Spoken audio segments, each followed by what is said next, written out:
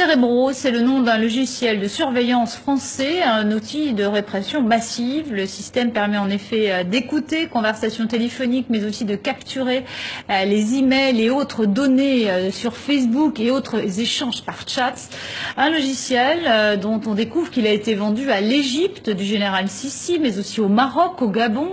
Surprenant quand on sait qu'il est commercialisé par l'ex-Amesis, l'ex-entreprise française poursuivie pour avoir vendu le même système pour écouter les opposants en Libye sous Kadhafi.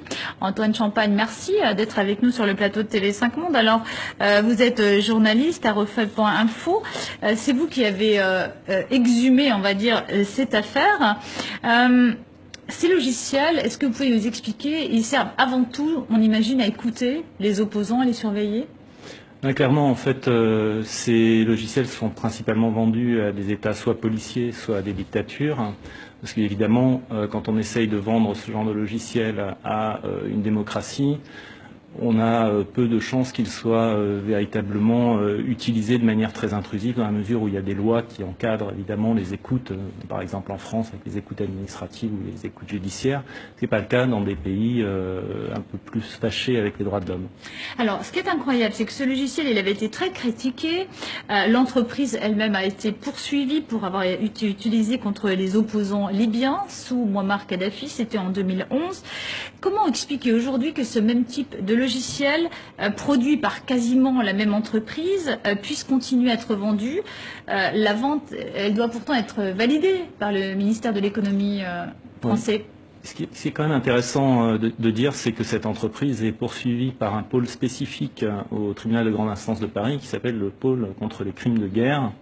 Et effectivement, aujourd'hui, l'ersatz d'Amesis, ils ont fait un certain nombre d'actions qui compliquent terriblement l'affaire, donc on ne va pas rentrer dans les détails, mais c'est grosso modo les mêmes gens qui vendent les mêmes logiciels, rebrandés pour des questions de marketing, et parce que ces noms ont été un petit peu, entre guillemets, carbonisés par la presse, ils continuent à le vendre. Pourquoi est-ce que ça continue à se faire? Effectivement, la France a fait des lois spécifiques à la suite de l'affaire en Libye, la vente en Libye, a fait des lois spécifiques pour qu'il y ait des autorisations qui soient données par ce qu'on appelle le SBDU, qui est voilà, un comité théodule. Et pourquoi là ça passe au travers, notamment par exemple sur l'Égypte? On sait qu'il y a une répression contre les frères musulmans. Pourquoi ça passe au travers? Probablement parce que tout le monde s'accorde pour dire si c'est pas nous, ce sera quelqu'un d'autre.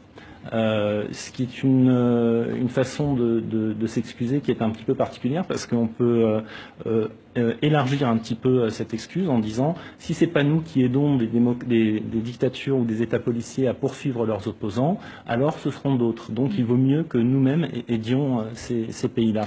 Ou on peut aussi le faire autrement, c'est la théorie du dealer, si c'est pas moi qui vends de la drogue à la sortie des écoles, ce sera un autre. C'est pas excusable. Alors, est-ce qu'il y a des moyens de contourner ce fameux Cerebro? Est-ce que si on parle par Telegram ou WhatsApp ou d'autres applications, on est surveillé aussi? Oui, alors tout dépend de la façon dont c'est configuré, mais ce qu'il ne faut pas perdre de vue, c'est que si on utilise des logiciels qui permettent théoriquement d'échapper à une écoute, parce que c'est chiffré, quand on utilise ces logiciels, il y a une possibilité de mettre une alerte pour dire cette personne utilise tel logiciel, donc essaye d'échapper à la surveillance, donc a peut-être quelque chose à se reprocher, ce qui peut créer des faux positifs et des ennuis pour des gens qui...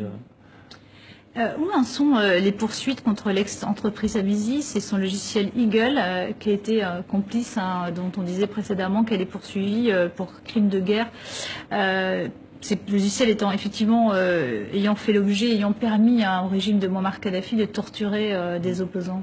Alors, le temps judiciaire est un temps long.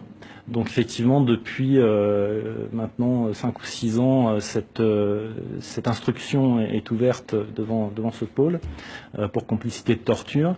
Pour l'instant, les 10-12 personnes qui ont participé pour créer ce logiciel, des simples informaticiens, ont tous été mis en garde à vue et perquisitionnés. Ils ont tous pointé la responsabilité du patron de l'époque, Philippe Vanier, qui est maintenant obtenu une espèce d'asile politique chez Atos, qui est une des plus grosses SS2I en France, dirigée par monsieur Thierry Breton. Et pour l'instant, ça piétine un petit peu. Ceci dit, très récemment, Philippe Vanier, donc le patron d'Amésis à l'époque, a été entendu. Merci beaucoup Antoine Champagne pour toutes ces informations. Et si vous voulez en savoir plus sur ces logiciels de surveillance, rendez-vous sur notre site internet tv5monde.com.